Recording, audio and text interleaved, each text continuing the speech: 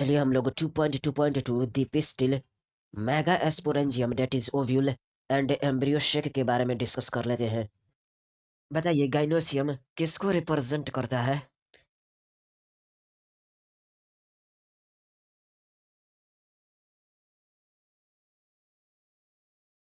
जी हाँ, gynoecium flower के female reproductive part को रिप्रेजेंट करता है।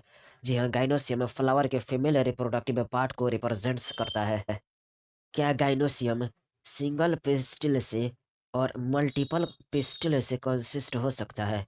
यदि हाँ, तो सिंगल पिस्टिल वाले को क्या कहते हैं और मल्टीपल पिस्टिल वाले को क्या कहते हैं?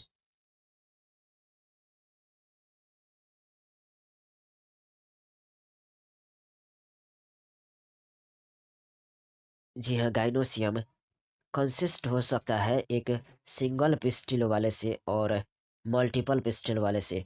सिंगल पिस्टिल वाले गाइनेसियम को मोनोकार्पेलरी कहते हैं तथा एक से अधिक पिस्टिल वाले को मल्टीकार्पेलरी कहते हैं। जी हाँ, गाइनोसियम कंसिस्ट हो सकता है एक सिंगल पिस्टिल वाले से और मल्टीपल पिस्टिल वाले से। सिंगल पिस्टिल वाले गाइनेसियम को मोनोकार्पेलरी कहते हैं तथा एक से अधिक पिस्टिल वाले को मल्टीकार्पेलरी कहते हैं। बताइए क्या पिस्टिल फ्यूज्ड हो सकता है टुगेदर और क्या फ्री हो सकता है? यदि हाँ, तो बताइए फ्यूज्ड को क्या कहते हैं और फ्री को क्या कहते हैं?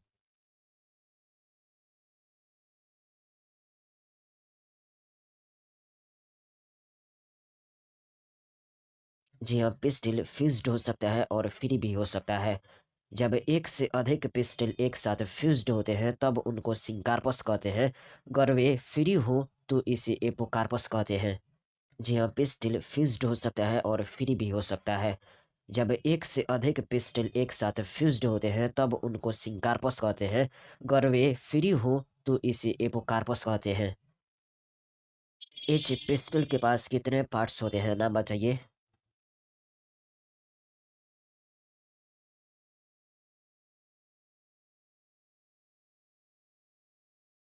जी हाँ, इस पिस्टल के पास तीन पार्ट्स होते हैं, एस्टिज्मा, स्टाइल एंड ओवरी। जी हाँ, इस पिस्टल के पास तीन पार्ट्स होते हैं, एस्टिज्मा, स्टाइल एंड ओवरी। बताइए कौन सर्व होता है as a landing platform for pollen grain?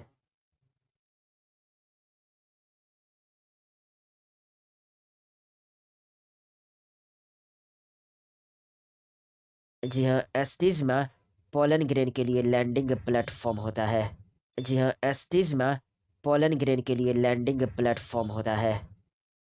कौन इलोंगेटेड सिलेंडर पार्ट होता है beneath the स्टिग्मा?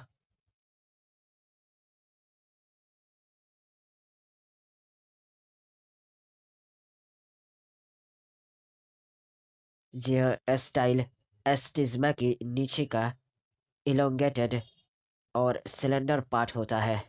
जी हाँ, एस्टाइल एस्टिग्मा के नीचे का इलोंगेटेड और सिलेंडर पार्ट होता है। Basal bulge part of pistil क्या होता है?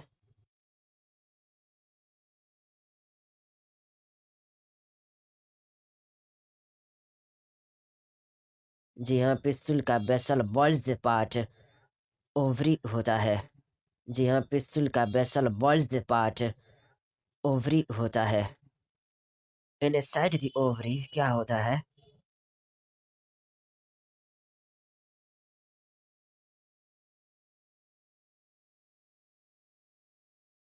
जी हाँ, इनसाइड द ओवरी कैविटी होता है। इस कैविटी को ओवेरियन कैविटी या लोक्यूल कहते हैं।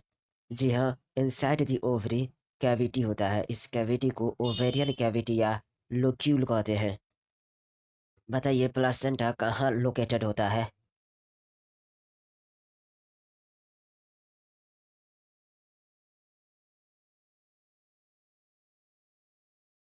जी हाँ, प्लासेंटा लोकेटेड होता है इनसाइड द ओवेरियन कैविटी। जी हाँ, प्लासेंटा लोकेटेड होता है inside the ovarian cavity. Recall the definition and types of placentation that you studied in class 11th। बताइए ओव्यूल्स किसको कहते हैं?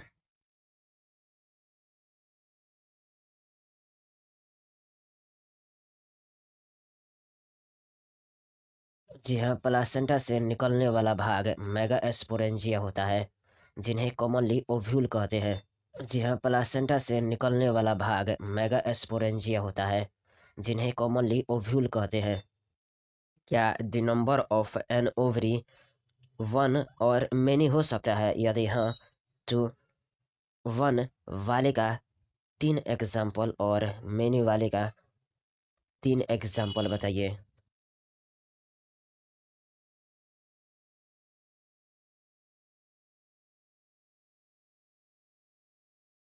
जी हाँ, number of ovules in an ovary one या many हो सकता है।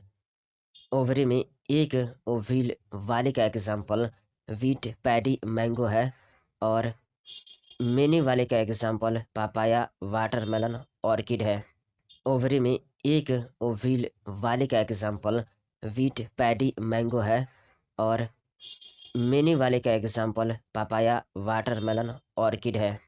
ओवरी में एक ओव्यूल वाले का एग्जाम्पल वीट, पैडी, मैंगो है, और मेनी वाले का एग्जाम्पल पापाया, वाटरमेलन, ऑर्किड है। चलिए माइंड कैप्चर कीजिए फिगर 2.7 का, और साथ में इस फिगर को कम से कम 30 बार बनाइए।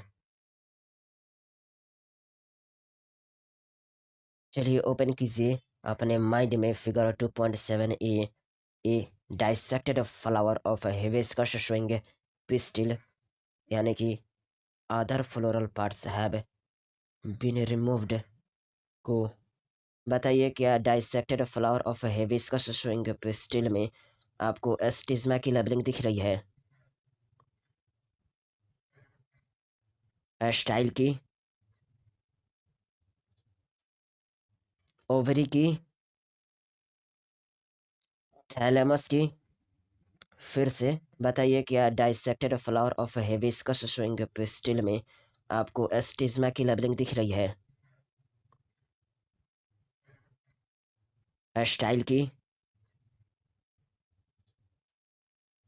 ओवरी की, थैलेमस की। फिर से बताइए, क्या dissected flower of hibiscus showing pistil में आपको एस्टिज्मा की लेबलिंग दिख रही है? स्टाइल की, ओवरी की, थैलेमस की। चलिए अब 2.7 B multicarpellary syncarpous pistil of Papaver को ओपन कीजिए अपने माइंड में।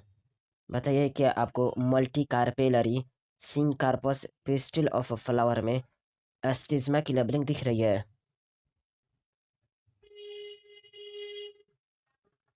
सिंकार्पस ओवरी की।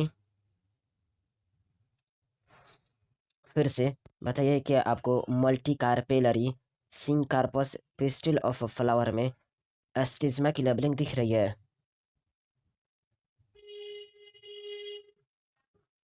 सिंकार्पस ओवरी की। फिर से बताइए, क्या आपको multicarpellary syncarpous pistil of flower में एस्टिज्मा की लेबलिंग दिख रही है?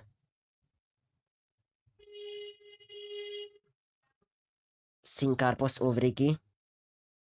अब फिगर 2.7 का C A multicarpellary apocarpous gynoecium of Michelia को ओपन कीजिए।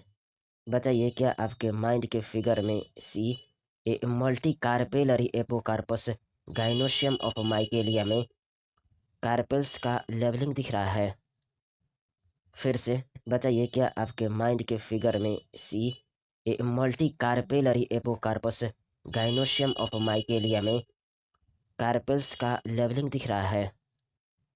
फिर से बताइए, क्या आपके माइंड के फिगर में C A multicarpellary apocarpous gynoecium of Michelia में कार्पेल्स का लेबलिंग दिख रहा है?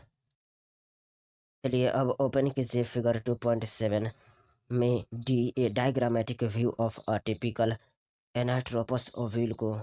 बताइए, क्या आपके माइंड के फिगर में D A typical anatropous ovule के अंदर हाइलम की लेबलिंग दिख रही है? पिवनिकल की, माइक्रोपाइल की माइक्रोपाइलर पोल की आउटर इंटेगुमेंट की इनर इंटेगुमेंट की न्यूसिलस की एम्ब्रियोशैक की चालजल पोल की। फिर से बताइए क्या आपके माइंड के फिगर में डी एटिपिकल एनाट्रोपस ओविल के अंदर हाइलम की लेबलिंग दिख रही है? पिवनिकल की माइक्रोपाइल की माइक्रोपाइलर पोल की आउटर इंटेगुमेंट की इनर इंटेगुमेंट की न्यूसिलस की एम्ब्रियोशैक की चालजल पोल की। फिर से बताइए क्या आपके माइंड के फिगर में डी एटिपिकल एनाट्रोपस ओविल के अंदर हाइलम की लेबलिंग दिख रही है? पिवनिकल की माइक्रोपाइल की माइक्रोपाइलर पोल की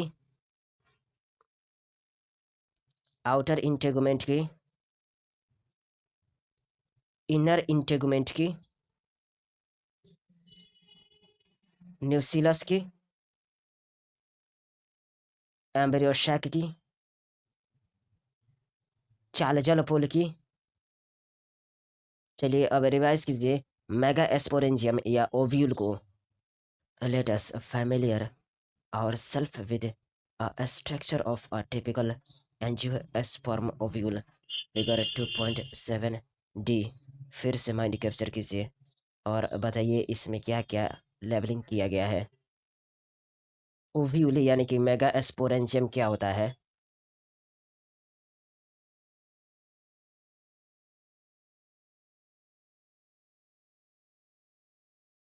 जी हाँ, ओव्यूल एक स्मॉल स्ट्रक्चर है जो प्लासेंटा से फिनिकल नामक स्टॉक से जुड़ा रहता है। जी हाँ, ओव्यूल एक स्मॉल स्ट्रक्चर है जो प्लासेंटा से फिनिकल नामक स्टॉक से जुड़ा रहता है। हाइलम किसको कहते हैं?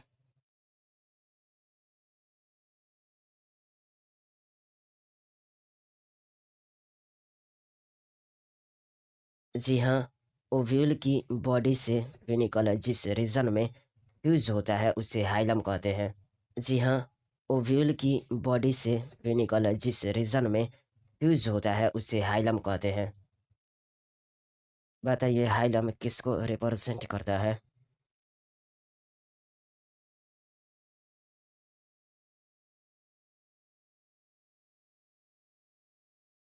जी हाँ, हाइलम यह ओव्यूल तथा फ्यूनिकल के बीच के जंक्शन को रिप्रेजेंट करता है। जी हाँ, हाइलम यह ओव्यूल तथा फ्यूनिकल के बीच के जंक्शन को रिप्रेजेंट करता है। बताइए इन टेगुमेंट्स किसको कहते हैं?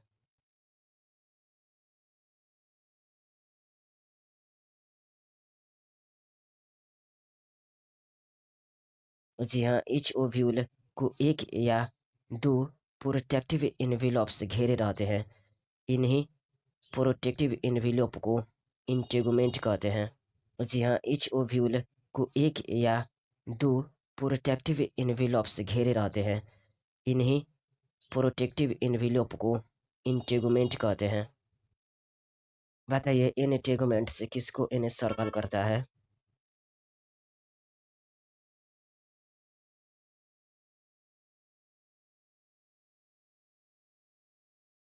जी हाँ, केवल टिप को छोड़कर जहाँ पर माइक्रोपाइल नामक एक स्मॉल ओपनिंग पाई जाती है, इन टेगुमेंट पूरे ओव्यूल को चारों ओर से घेरे रहती है। जी हाँ, केवल टिप को छोड़कर जहाँ पर माइक्रोपाइल नामक एक स्मॉल ओपनिंग पाई जाती है, इन टेगुमेंट पूरे ओव्यूल को चारों ओर से घेरे रहती है। ऑपोजिट द माइक्रोपाइलर एंड क्या होता है? जो कि रिप्रेजेंट करता है the basal part of the ovule को।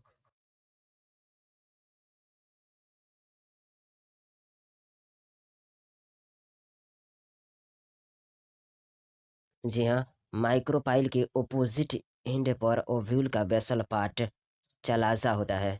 चलाजा ओव्यूल का बेसल पार्ट को रिप्रेजेंट करता है।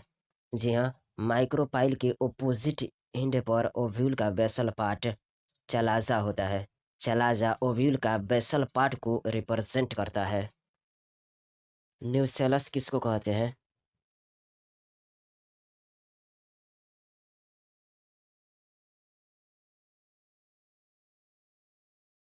जी हाँ, इनटेगुमेंट से घिरे सेल्स के मास को न्यूसेलस कहते हैं।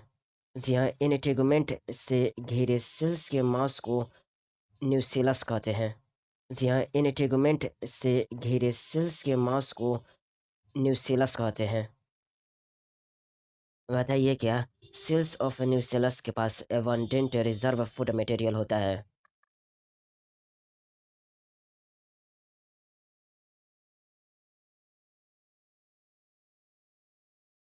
जी हाँ, सेल्स ऑफ द न्यूसेलस के पास एबंडेंट रिजर्व फूड मटेरियल होता है। जी हाँ, सेल्स ऑफ द न्यूसेलस के पास एबंडेंट रिजर्व फूड मटेरियल होता है। बताइए एम्ब्रियो शेक या फीमेल गैमेटोफाइट कहाँ सिचुएटेड होता है?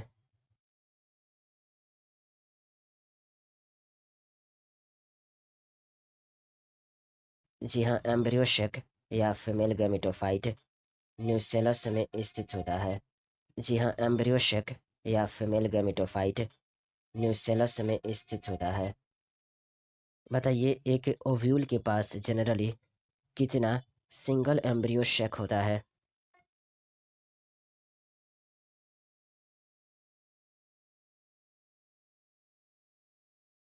जी हाँ, एक ओव्यूल के पास जनरली एक सिंगल एम्ब्रियो शेक होता है जो एक मेगा एस्पोर से रिडक्शन डिवीजन द्वारा बनता है।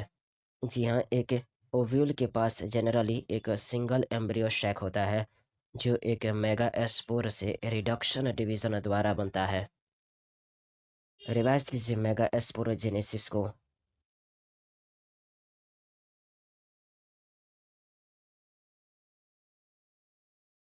बताइए मेगा एस्पोरोजेनेसिस किसको कहते हैं?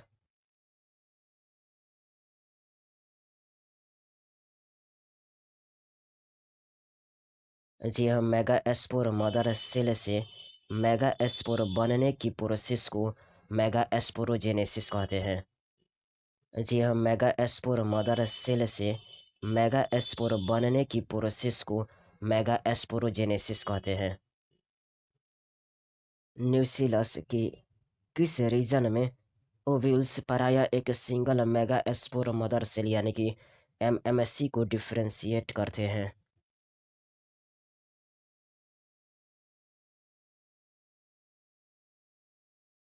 जी हाँ, न्यूसिलस के माइक्रोपाइलर रीजन में ओव्यूल्स प्रायः एक सिंगल मेगास्पोर मदर सेल यानी कि एमएमसी को डिफरेंशिएट करते हैं। जी हाँ, न्यूसिलस के माइक्रोपाइलर रीजन में ओव्यूल्स प्रायः एक सिंगल मेगास्पोर मदर सेल यानी कि एमएमसी को डिफरेंशिएट करते हैं। बताइए क्या मेगास्पोर मदर सेल एक लार्ज सेल है जिसमें डेंस साइटोप्लाज्म तथा एक प्रोमिनेंट न्यूक्लियस पाया जाता है?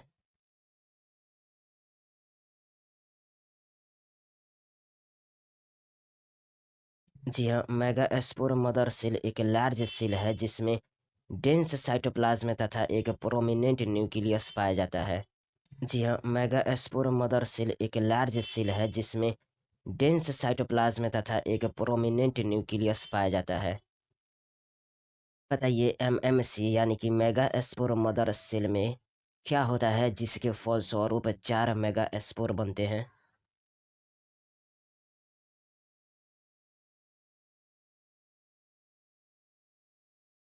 जी हाँ, एमएमसी यानी कि मेगास्पोर मदर सेल में म्यूटिक डिवीजन होता है जिसके फलस्वरूप 4 मेगास्पोर बनते हैं।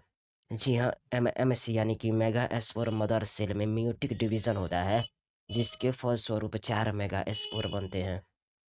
What is the importance of MMC undergoing meiosis.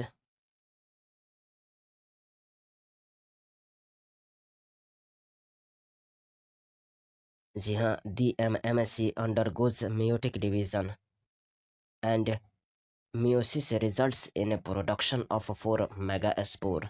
जी हाँ, DMMSC undergoes meiotic division and meiosis results in a production of 4 megaspore. Figure 2.8 में एक माइंड कैप्चर कीजिए। साथ में इस फिगर को कम से कम 30 बार बनाइए। चलिए, part of the ovule showing a large megaspore mother cell, a dyad and a tetrad of megaspore में first a large megaspore mother cell में क्या आपको माइक्रोपाइलर इंड की लेवलिंग दिख रही है? न्यूसेलस की मेगास्पोर मदर सेल की बताइए, क्या आपको part showing a large megaspore mother cell में माइक्रोपाइलर इंड की लेवलिंग दिख रही है? न्यूसेलस की मेगास्पोर मदर सेल की फिर से बताइए, क्या आपको part showing a large megaspore mother cell में माइक्रोपाइलर इंड की लेवलिंग दिख रही है? न्यूसेलस की मेगास्पोर मदर सेल की फिर से बताइए, क्या आपको part showing a large megaspore mother cell में माइक्रोपाइलर इंड की लेवलिंग दिख रही है? न्यूसेलस की मेगास्पोर मदर सेल की फिर से अब part of ovule showing a dyad में माइक्रोपाइलर इंड की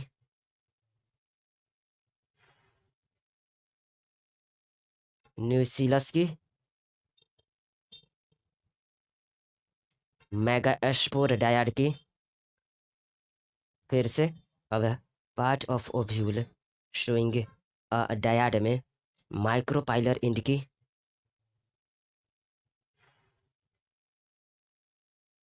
न्यूसीलस की मेगास्पोर डायड की फिर से अब part of ovule showing a dyad में माइक्रोपाइलर इंड की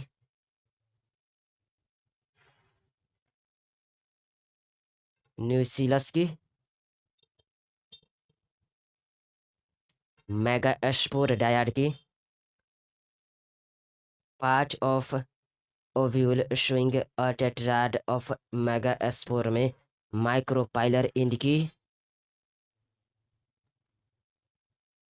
मेगास्पोर टेट्राड की लेवलिंग फिर से part of ovule showing a tetrad of megaspore में माइक्रोपाइलर इंड की मेगास्पोर टेट्राड की लेवलिंग फिर से part of ovule showing a tetrad of megaspore में माइक्रोपाइलर इंड की मेगास्पोर टेट्राड की लेवलिंग फिर से चलिए, अब हम लोग फीमेल गैमेटोफाइट का डिस्कस कर लेते हैं। मेजोरिटी ऑफ फ्लावरिंग प्लांट्स में बताइए कितना मेगास्पोर फंक्शनल रहता है जबकि बचे हुए 3 डिजेनरेट कर जाते हैं?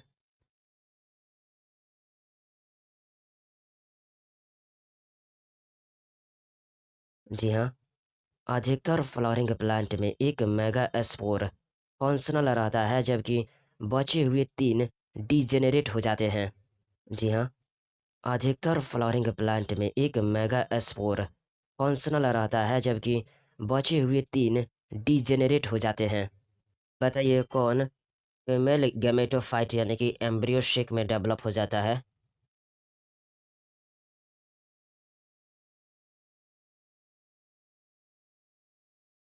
जी हाँ, केवल फंक्शनल मेगास्पोर ही फीमेल गैमेटोफाइट यानी कि एम्ब्रियो शेक में डेवलप होता है। जी हाँ, केवल फंक्शनल मेगा स्पोर ही फीमेल गैमेटोफाइट यानी कि एम्ब्रियो शेक में डेवलप होता है। मोनोस्पोरिक डेवलपमेंट किसको कहते हैं?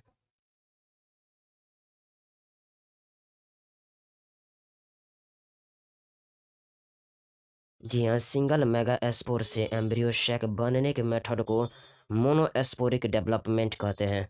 जी हाँ, सिंगल मेगा स्पोर से एम्ब्रियो शेक बनने के मेथड को मोनोस्पोरिक डेवलपमेंट कहते हैं। What will be the ploidy of the shells of the Nautilus?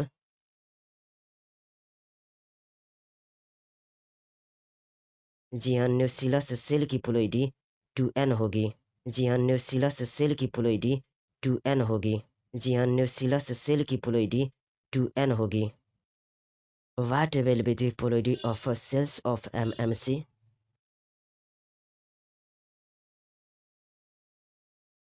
जी हाँ, MMC सेल की प्लोइडी 2n होगी।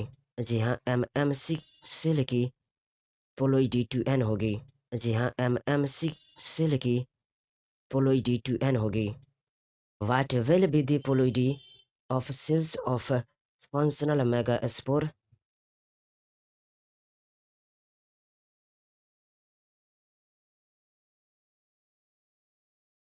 जी हाँ, फंक्शनल मेगास्पोर सेल की प्लोइडी n होगी।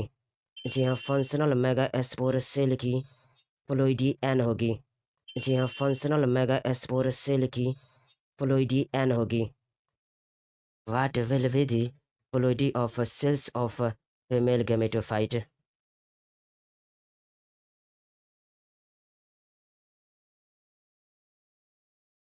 जी हाँ, फीमेल गैमेटोफाइट सेल की प्लोइडी n होगी। जी हाँ, फीमेल गैमेटोफाइट सेल की प्लोइडी n होगी। जी हाँ, फीमेल गैमेटोफाइट सेल की प्लोइडी n होगी। आइए एम्ब्रियो सैक के बनने की प्रक्रिया को डिटेल में स्टडी करते हैं और डिस्कस करते हैं।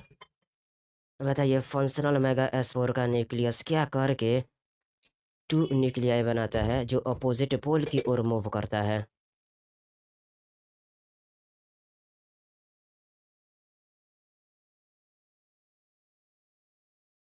जी हाँ, फंक्शनल मेगास्पोर का न्यूक्लियस माइटोटिक डिवीजन करके टू न्यूक्लियाई बनाता है जो अपोजिट पोल की ओर मूव करता है, जिसके परिणाम स्वरूप टू न्यूक्लिएट एम्ब्रियो सैक बन जाता है। जी हाँ, फंक्शनल मेगास्पोर का न्यूक्लियस माइटोटिक डिवीजन करके टू न्यूक्लियाई बनाता है जो अपोजिट पोल की ओर मूव करता है, जिसके परिणाम स्वरूप टू न्यूक्लिएट एम्ब्रियो सैक बन जाता है। बताइए, 4 न्यूक्लिएट तथा बाद में 8 न्यूक्लिएट एम्ब्रियो सैक कैसे बन जाता है?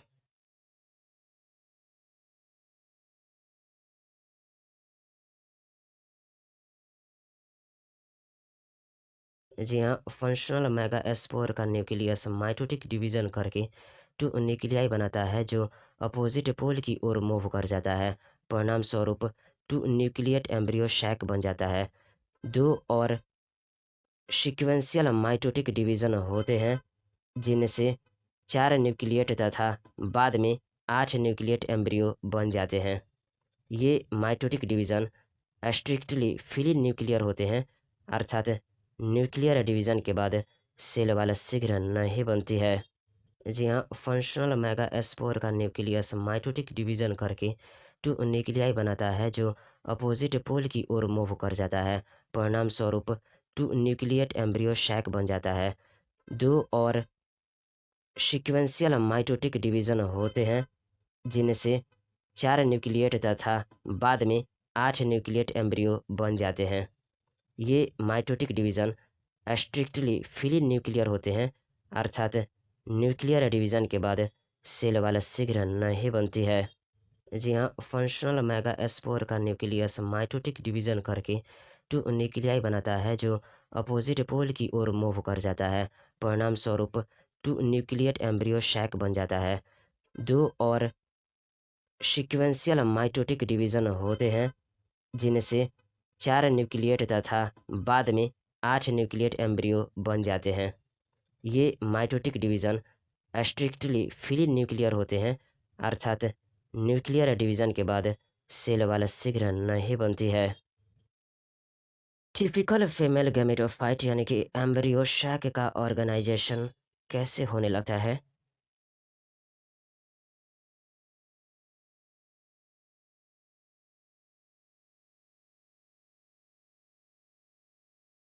जी हाँ, फंक्शनल मेगास्पोर का न्यूक्लियस माइटोटिक डिवीजन करके टू न्यूक्लियाई बनाता है जो अपोजिट पोल की ओर मूव कर जाता है। परिणाम स्वरूप टू न्यूक्लिएट एम्ब्रियो शैक बन जाता है।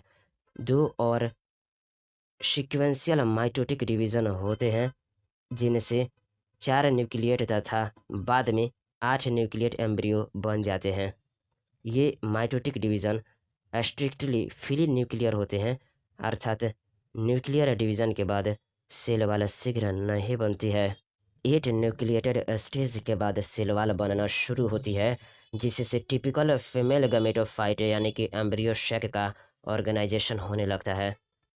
Observe the distribution of cells inside the embryo sac figure 2.8 B and C. 2, 4 and 8 nucleate stage of embryo sac and a mature embryo sac में बताइए क्या आपको सिनर्जिड्स की लेबलिंग दिख रही है? एग की, सेंट्रल सेल की, टू पोलर न्यूक्लियाई,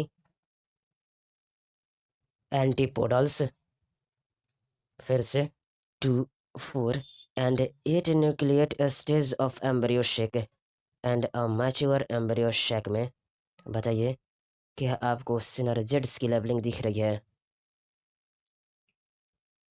एग की, सेंट्रल सेल की, टू पोलर न्यूक्लियाई,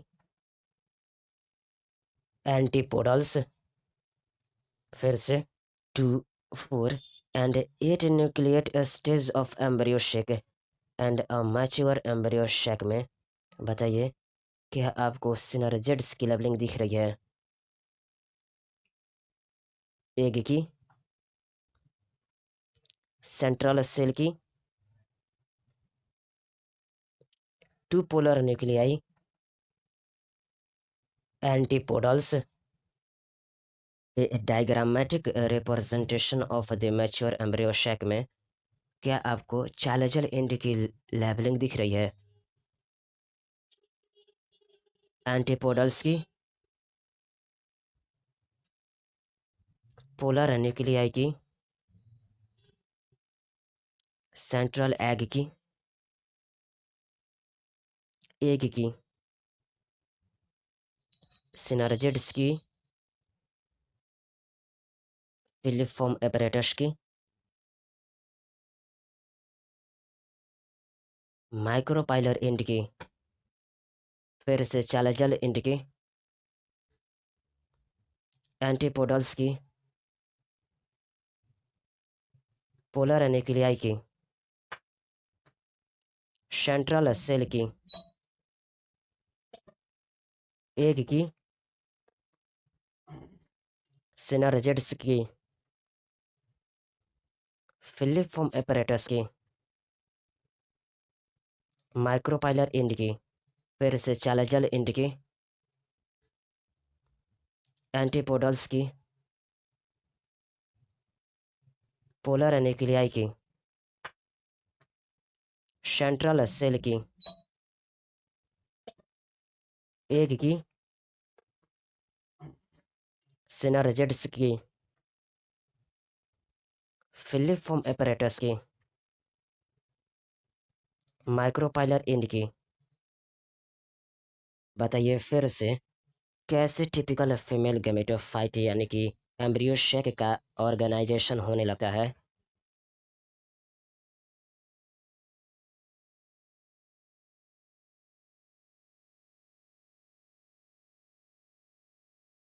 जी हाँ, फंक्शनल मेगास्पोर का न्यूक्लियस माइटोटिक डिवीजन करके टू न्यूक्लियाई बनाता है जो अपोजिट पोल की ओर मूव कर जाता है।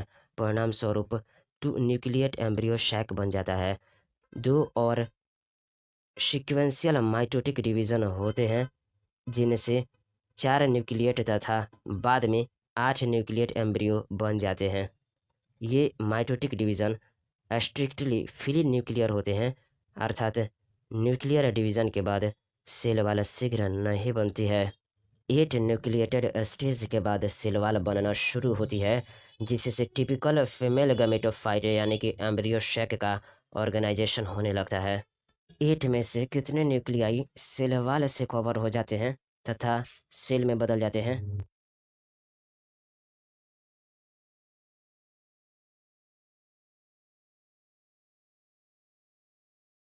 जी हाँ, 8 में से 6 न्यूक्लियाई तो सेल वाल से कवर हो जाते हैं तथा सेल में बदल जाते हैं। बचे हुए 2 न्यूक्लियाई को हम क्या कहते हैं?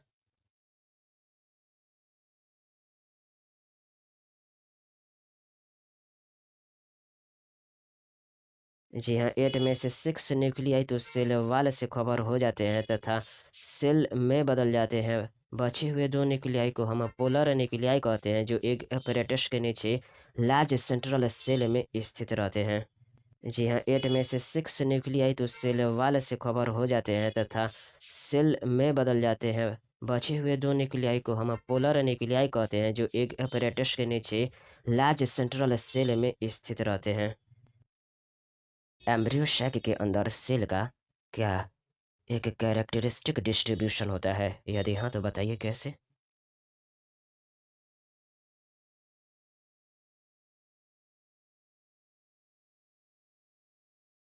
जी हाँ, एम्ब्रियो सैक के अंदर सेल का एक कैरेक्टरिस्टिक डिस्ट्रीब्यूशन होता है।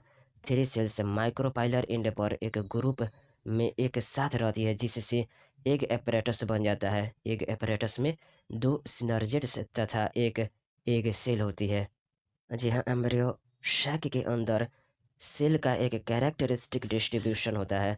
3 सेल्स माइक्रोपाइलर एंड पर एक ग्रुप में एक साथ रहती है, जिससे एक apparatus बन जाता है। एक apparatus में 2 सिनर्जिड्स तथा एक एग सेल होती है।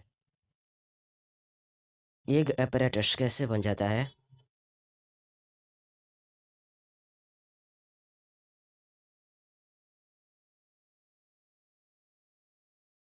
जी हाँ, एम्ब्रियो सैक के अंदर सेल का एक कैरेक्टरिस्टिक डिस्ट्रीब्यूशन होता है।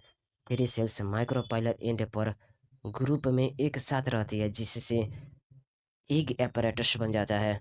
जी हाँ, एम्ब्रियो सैक के अंदर सेल का एक कैरेक्टरिस्टिक डिस्ट्रीब्यूशन होता है। 3 सेल्स माइक्रोपाइलर एंड पर ग्रुप में एक साथ रहती है, जिससे एग apparatus बन जाता है। एग apparatus किससे कंसिस्ट होता है?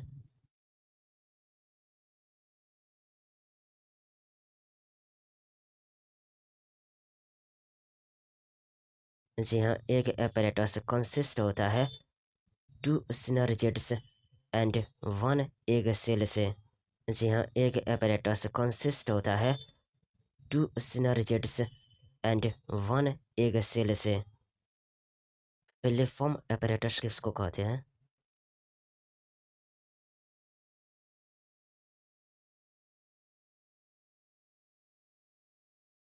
जी हाँ, माइक्रोपाइलर टिप पर सिनर्जिड्स में स्पेशल सेलुलर थिकनिंग पाई जाती है। इसी स्पेशल सेलुलर थिकनिंग को पिलिफॉर्म apparatus कहते हैं। जी हाँ, माइक्रोपाइलर टिप पर सिनर्जिड्स में स्पेशल सेलुलर थिकनिंग पाई जाती है। इसी स्पेशल सेलुलर थिकनिंग को पिलिफॉर्म apparatus कहते हैं।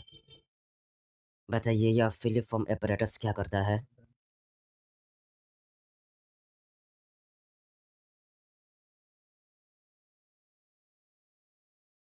जी हाँ, माइक्रोपाइलर टिप पर सिनर्जिड्स में स्पेशल सेलुलर थिकनिंग पाई जाती है, जिसे फिलिफॉर्म apparatus कहते हैं।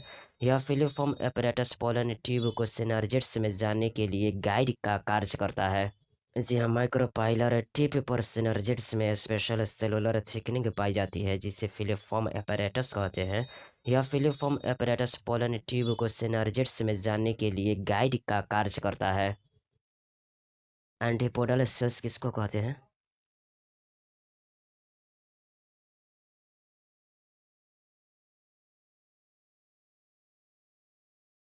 जी हाँ, 3 सेल्स चालजल एंड पर होती है, जो एंटीपोडल सेल्स कहलाती है। जी हाँ, 3 सेल्स चालेजल एंड पर होती है जो एंटीपोडल सेल्स कहलाती है। लार्ज सेंट्रल सेल में कितने पोलर न्यूक्लियाई पाए जाते हैं?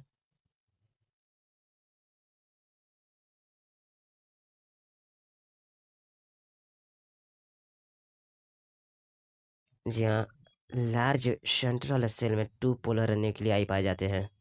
जी हाँ, लार्ज सेंट्रल सेल में 2 पोलर न्यूक्लियाई पाए जाते हैं। इस प्रकार मैच्योरिटी पर एक टिपिकल एंजियोस्पर्म की एम्ब्रियो शैक कितना सेल्ड और कितना न्यूक्लिएटेड होती है?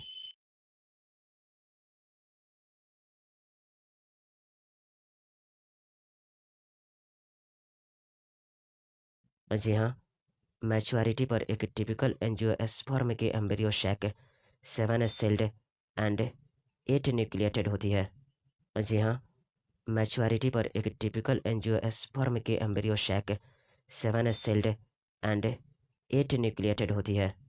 जी हाँ, मैच्योरिटी पर एक टिपिकल एंजियोस्पर्म की embryo sac 7 celled and 8 nucleated होती है।